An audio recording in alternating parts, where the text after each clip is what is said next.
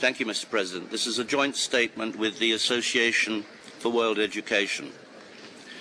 On Human Rights Day, the 10th of December 2007, the representative of the OIC spoke glowingly of the Universal Declaration of Human Rights, noting the contribution made to its creation and to the two international covenants by many Muslim countries.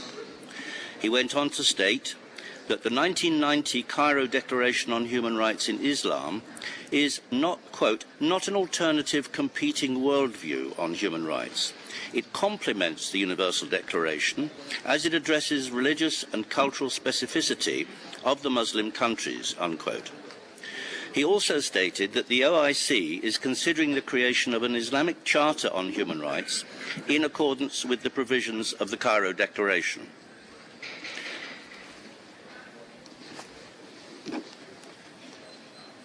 Excuse me, there is a point of order raised by the distinguished delegate of Egypt. You have the floor, sir.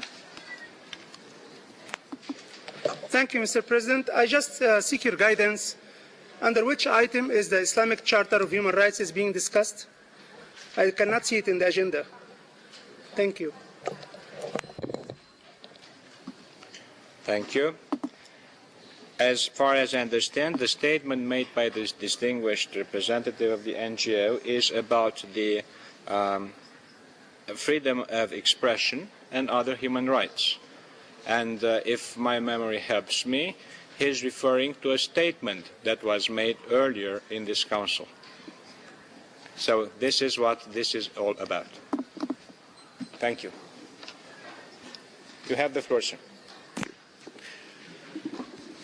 But, Mr. President, it is difficult to see how the Cairo Declaration can be considered complementary to the 1948 Universal Declaration. It makes no reference to the Universal Declaration, whilst Articles 24 and 25 of the Cairo Declaration explicitly state that, quote, all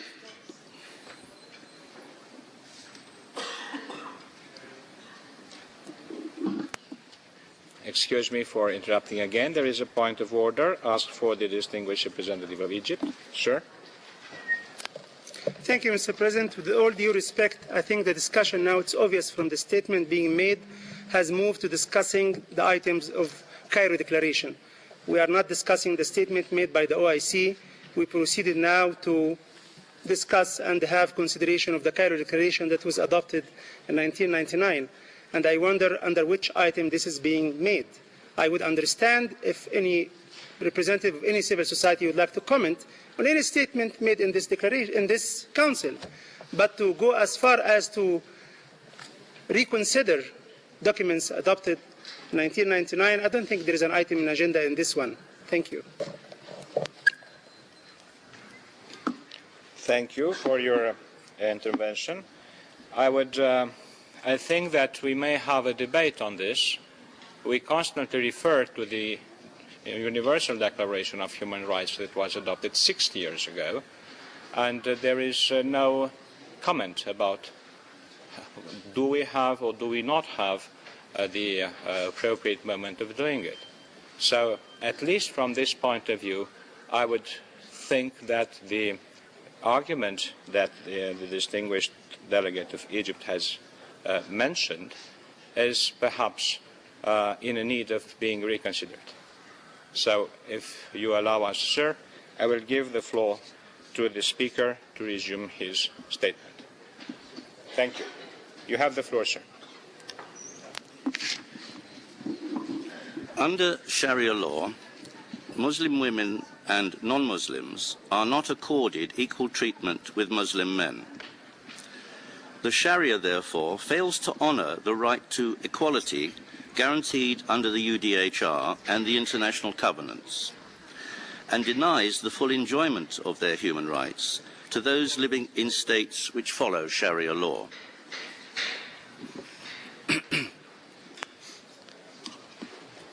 I have to interrupt you, sir, again. We have 2 points of order from the distinguished representative of Pakistan and then from the distinguished representative of Egypt.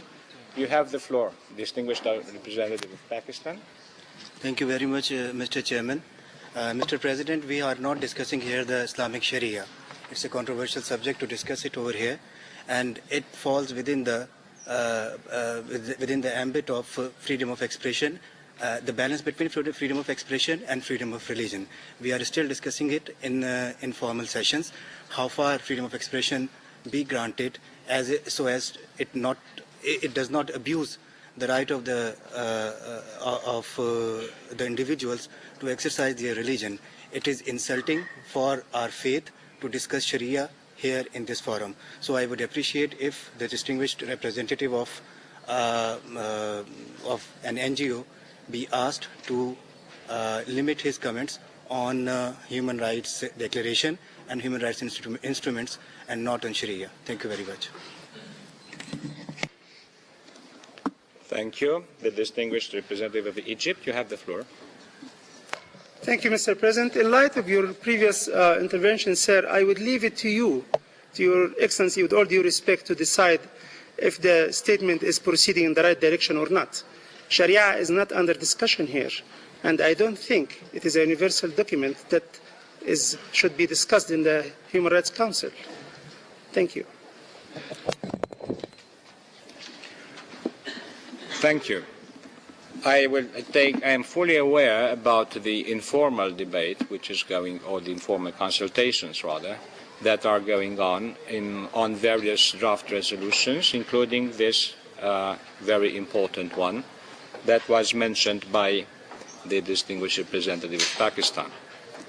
Having said that, I take also note of the point made by the distinguished representative of Egypt concerning the Sharia law, and as far as the statement of the distinguished representative of the NGO would restrain from making judgments or evaluations on this particular corp of legislation, which indeed is not necessarily the point of our topic, I would invite him to continue and revert to references made in this room to other issues in various statements. You have the floor, sir. Thank you, Mr. President. I was attempting to speak in the context of potential restrictions on freedom of expression, which have been discussed in this room. But I will move forward and merely suggest, indeed urge, states to consider very carefully the negative implications for the universality of human rights and of the derogation from the international covenants which are implicit in the Cairo Declaration and in the plans of the OIC. Thank you, sir.